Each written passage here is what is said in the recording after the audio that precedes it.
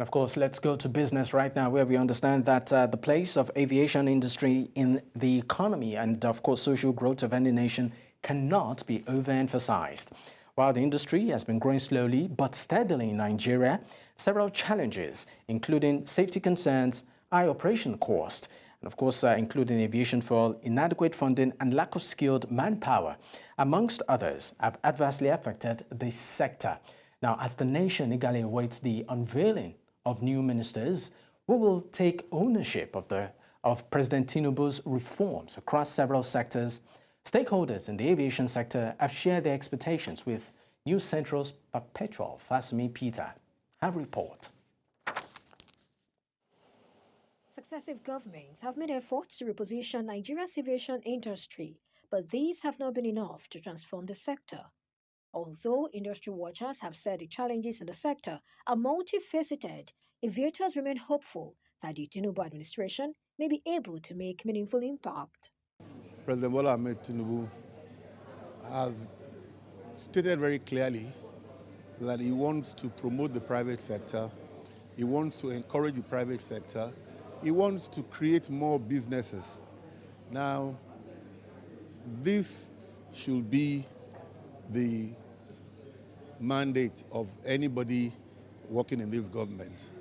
Stakeholders have pointed out some of the challenges in the sector, including the poor state of facilities and inadequate infrastructure, corruption, and incompetence on the part of the regulators. Again, we've been very unlucky with the quality of ministers that we have had. Today, Nigerians, you must have a minimum of about 1.5 million before you can look for any ticket to fly to Europe. This is unfair. It's not right. But you can only counter this by increasing supply. And the only way you can increase supply is either you allow your airlines to reciprocate and use part of the bilateral service agreement, or you increase or give extra frequencies. While Nigerians are eager to know who takes charge of what ministry, aviators have shared what they expect from Nigeria's next aviation minister. We are eager. We are like Oliver Twist. We've got a long list of things that we want he or she to take on board. We know that whoever is going to be chosen would have been chosen with duty of care towards the Nigerian traveler. And so that is going to be our focus. What are we doing to make them more safe, more secure, more satisfied, and able to make e-commerce and commerce the order of the day? Aviation infrastructure requires massive development. And in view of the fact that as at now, there is paucity of funds readily available to government, we had suggested several times, and we are still suggesting, that the government should allow the private sector to lead.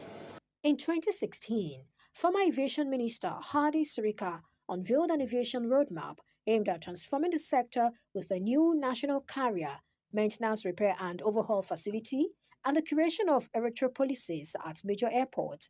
Most were not delivered, except for the botched unveiling of Nigeria Air, which was tagged fraudulent by the nation's House of Representatives. It is hoped that the new administration will address the challenges in the sector, as this holds the key to unlocking the great potential of Nigeria's aviation industry. Perpetual Fasami Peter reporting for News Central.